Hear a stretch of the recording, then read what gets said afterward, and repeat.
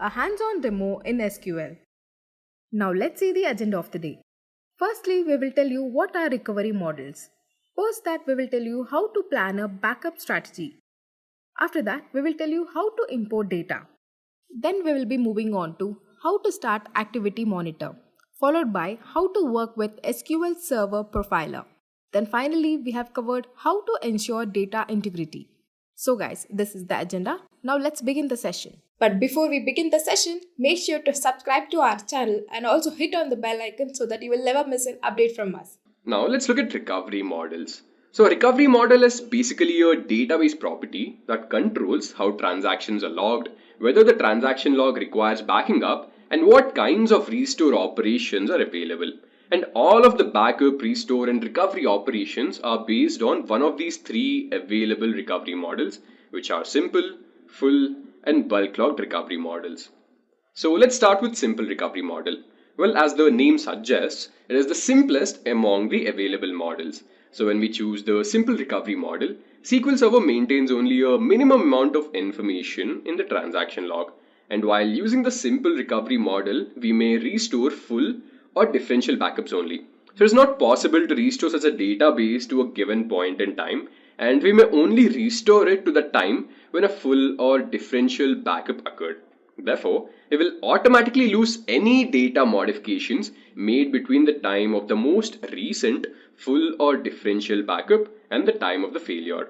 So the simple recovery model requires very less administration, and it is easier to manage in the full or bulk log models. But there would be higher data loss if a data file is damaged. So next, we have full recovery model. So with the full recovery model, all the transactions are fully recorded in the transaction log file. And this allows us to design a disaster recovery plan that includes a combination of full and differential database backups in conjunction with transaction log backups. And in addition to preserving data modifications stored in the transaction log, the full recovery model also allows us to restore a database to a specific point in time, and hence no work is lost due to a damaged file. Next, we have bulk log model. The bulk log recovery model is a special purpose model that works in a similar manner to the full recovery model. The only difference is in the way it handles bulk data modification operations. So the bulk log model records these operations in the transaction log using a technique known as minimal logging. So this saves significantly on processing time but prevents us from using the point in time restore option. So now let's change these recovery models in SSMS. So this would be the command to set the recovery model to be simple. So set recovery simple with no wait, go. Let me just execute it. So see that commands have been completed successfully. Now if I want to change this recovery model from simple to full, all I have to do is write full over here. Now I'll click on execute. So this time we have changed the recovery model from simple to full.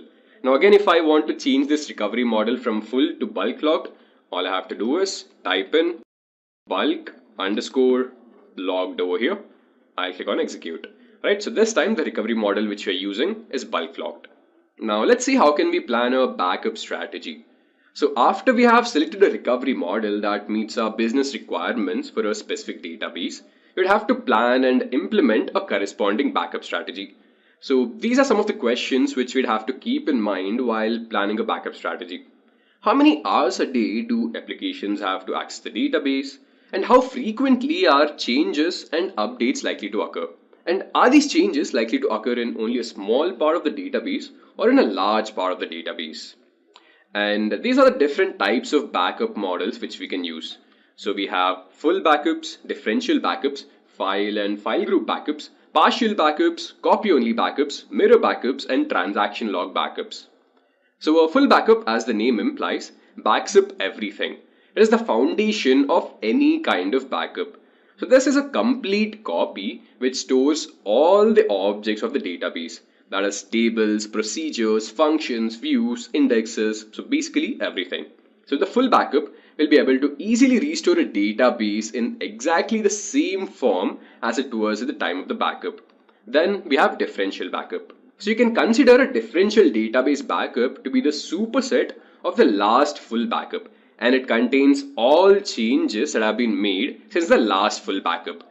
So if there are very few transactions that have happened recently, a differential backup might be small in size. But if you made a large number of transactions, the differential backup could be very large in size. Then we have file and file group backup. So whenever the database size and performance requirements make a full database backup impractical, we can create a file backup instead. So a file backup contains all the data in one or more files which are known as file groups. Then we have partial backup. So partial backups allow us to backup only a subset of the data files. So these partial backups will make a backup copy of the primary file group and all read-write file groups, and by default they will omit any file groups designated as read-only. This means that partial backups are only relevant for databases that contain read-only file groups. Otherwise, a partial backup will capture exactly the same data and objects as an equivalent full database backup. So next we have copy-only backup. So a copy-only backup is a SQL Server backup that is independent of the sequence of conventional SQL Server backups. Usually taking a backup changes the database and affects how later backups are restored.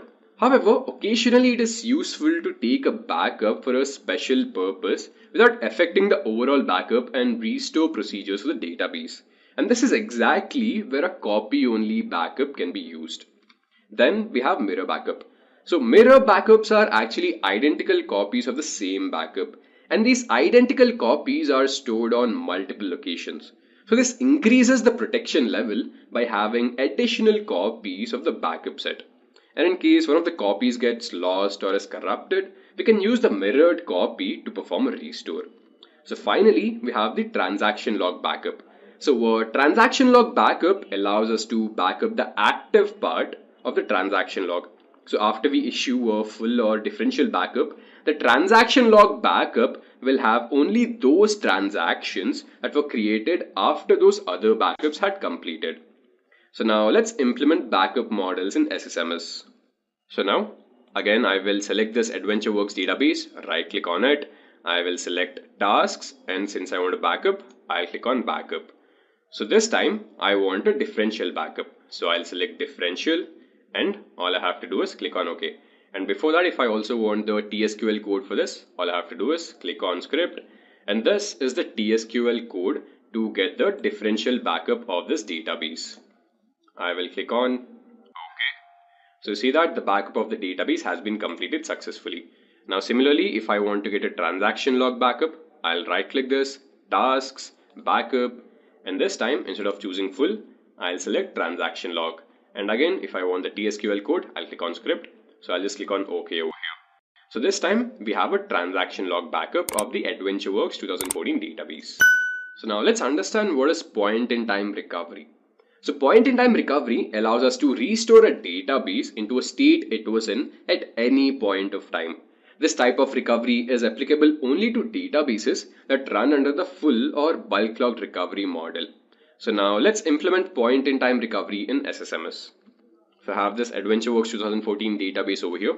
I'll right click this, select tasks, I'll click on restore, database, and I have this timeline option over here. So I'll select timeline, and I will set a specific date and time.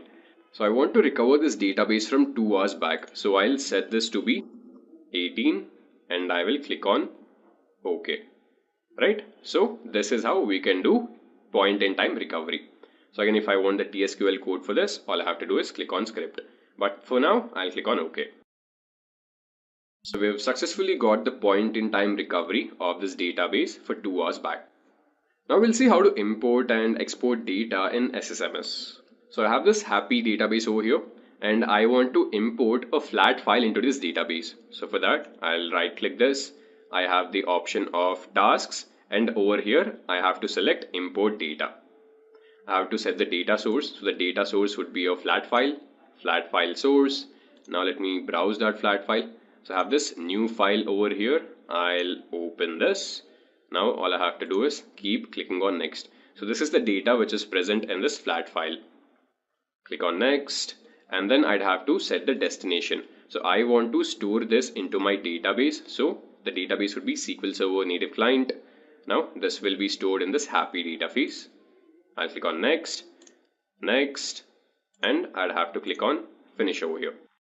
So we see that we have successfully imported this flat file into our database. And now let me refresh this. Let me have a look at the tables over here. So we have imported this new file into this database. Now let me go to this database first, which would be happy over here. So select star from new file. I'll execute, right? So we have successfully imported the dataset. Now what I'll do is add a new row to this file and export this into a new file. So insert into new file. It will be values, and then let's say the name is Anne and her age is 3. I'll execute this. Now let me look at the modified data. So that will be select star from new file. So we have successfully added this new record. Now I would want to export this data. So this time again I will right click this database and I will select tasks. Over here I have the option of exporting data. Now the source would be SQL Server native client. Now this time the database is again happy. I'll click on next. I'd have to choose a destination. So the destination would be a flat file. I'd have to choose a file name over here. So I want to store this into new file too. And I'll click on next, next. So over here I'd have to choose the table which I want to export. So I want to export this new file. I'll click on next. Now next again, and I'll click on finish. So this time we have successfully exported this data from SSMS.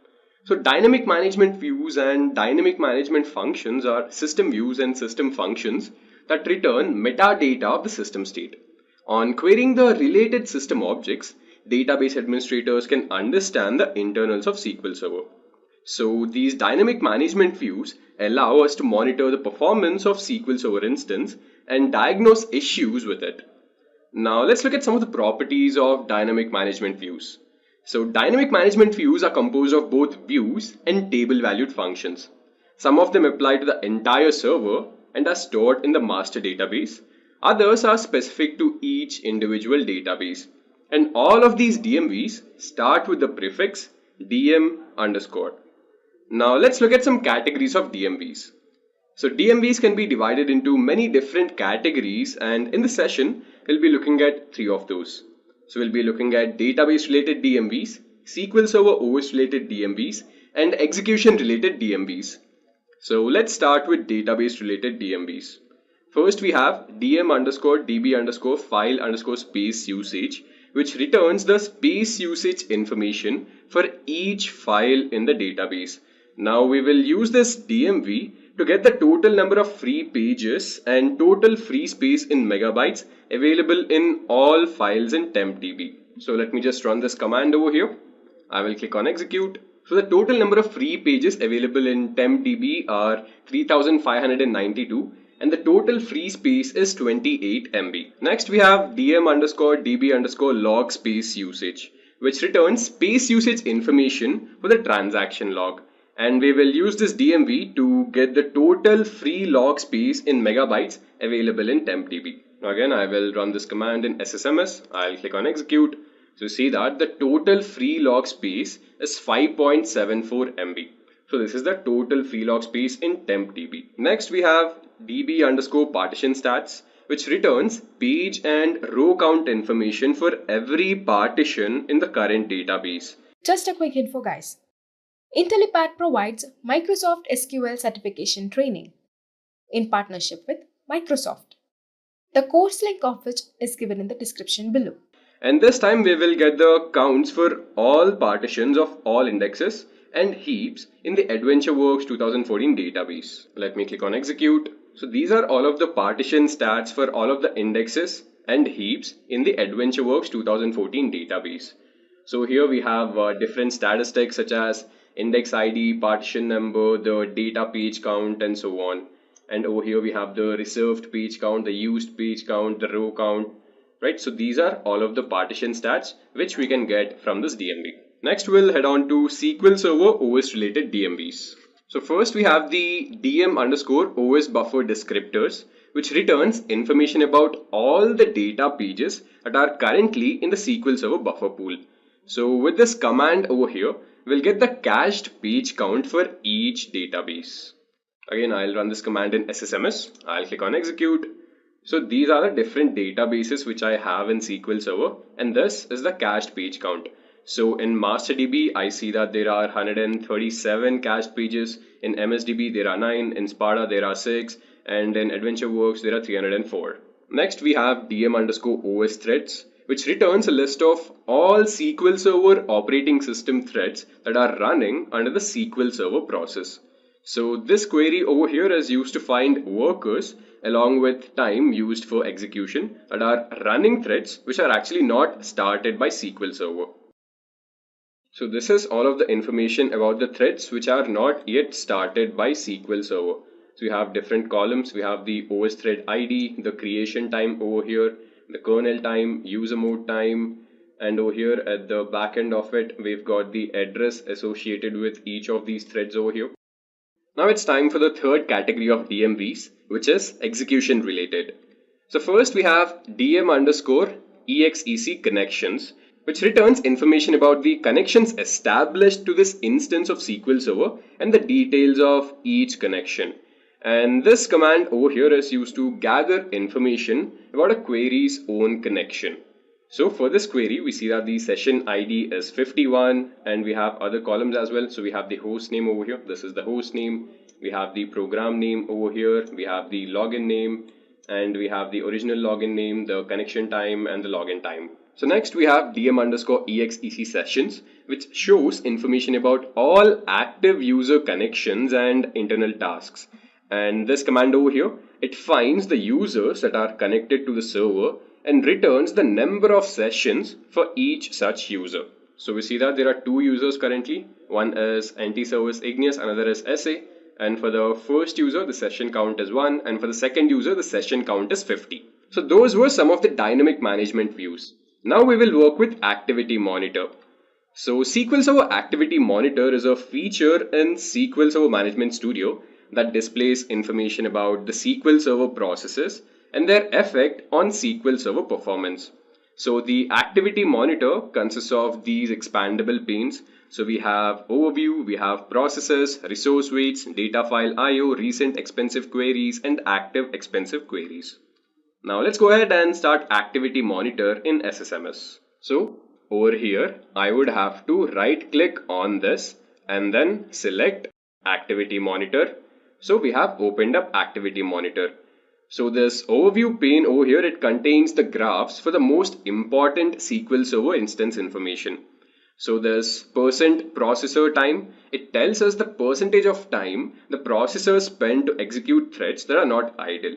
And then we have waiting tasks. So this over here gives us the number of tasks that are waiting for processor, IO or memory to be released so that tasks can be processed. Then we have database IO. So this gives us the data transfer rate in megabyte per second. And it could be either from memory to disk, disk to memory or disk to disk. And finally we have batch requests per second, which gives us the number of SQL Server batches received by the instance in a second. Now let's look at the processes pane. So this processes pane shows us the information about the currently running processes on the SQL Server databases and who are running those processes. So we have information for session ID, we have user process, we have login name and so on, right? So we see that these are the users over here and these are the databases which the users are currently working on. You see that the user SA has worked on TempDB, MasterDB and this AdventureWorks DB.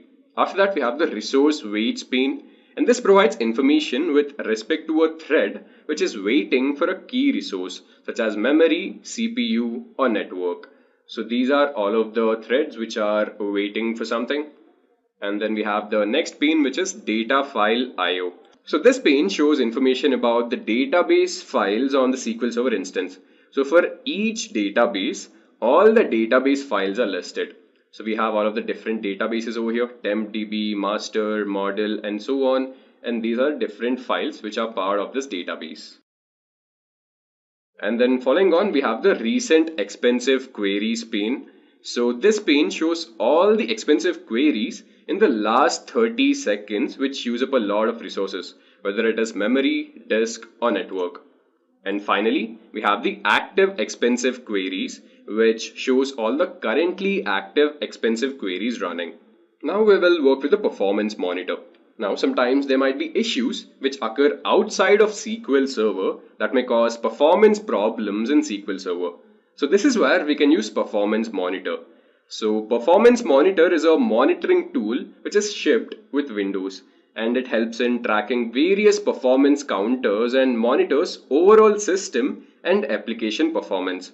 And these counter values are shown in real-time graphs which can be saved in log files and used for analysis.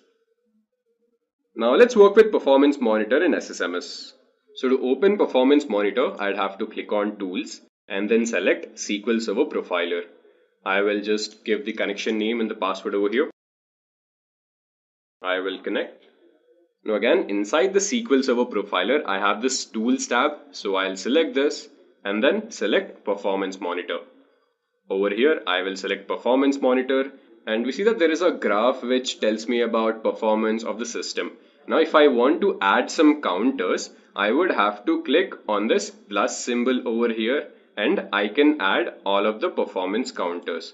So let's say I want performance counters related to memory. So let me go to the memory section over here, and inside memory, maybe I want to add available megabytes. I will add this. I will add committed bytes, free and zero page list bytes. So this is memory. Again, in logical disk, maybe I want the cache bytes. I would also want the commit limit. Now similarly, under physical disk, I would want the disk read time and the idle time over here. Now all I have to do is click on OK. Now if I want to get a report of this, we see this change graph type and I will click on report. So this is the report which I have. So we see that available megabytes, this is the available megabytes, cache bytes, committed limit, committed bytes, and the free and zero page list bytes over here. And we have the percent disk read time under physical disk, percent idle time under physical disk, and we also have the processor time over here. Now let's see how can we trace SQL Server activity using SQL Server Profiler. So whenever we are working with really long and complex SQL queries, we have to make sure that all of those tasks are performed accurately. This is where tracing all these tasks becomes important. So SQL Server provides a tool called as SQL Server Profiler for exactly this purpose. So Profiler is a tool for tracing, recreating and troubleshooting problems in MS SQL Server. And it lets developers and database administrators to create and handle traces and replay and analyze these trace results. Now let's go ahead and work with SQL Server Profiler in SSMS. So we are back to SSMS. Now I'd have to click on Tools and then select SQL Server Profiler. Again, I will give in the password and then establish the connection. Let me click on Connect. Now I'd have to give a new name to this trace. So I will name this as New Trace, and then maybe I will also save this to a file. So let me give in the destination. So I'll save this in my C drive. I'll click on Save over here.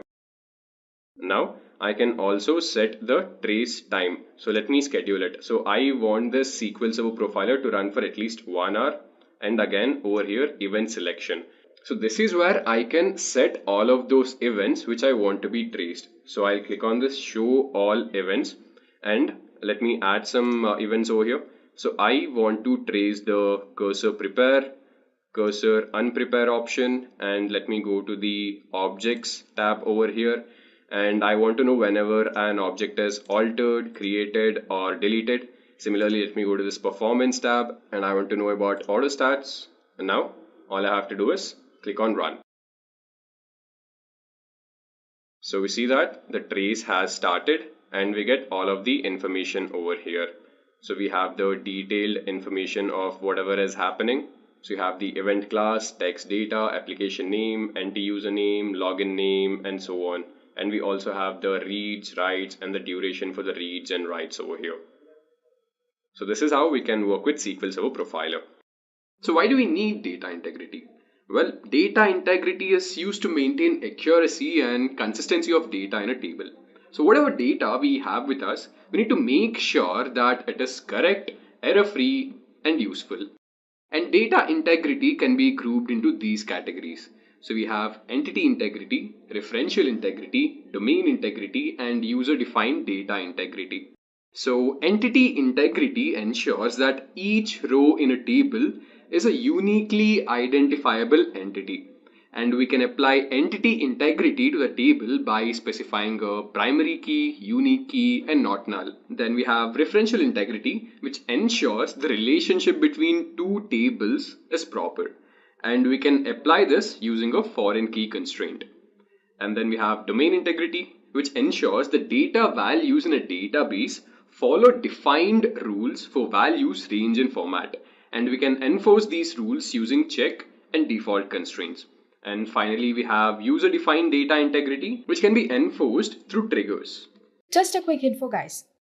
Intellipaat provides Microsoft SQL certification training in partnership with Microsoft. The course link of which is given in the description below. So guys, we have come to the end of the session.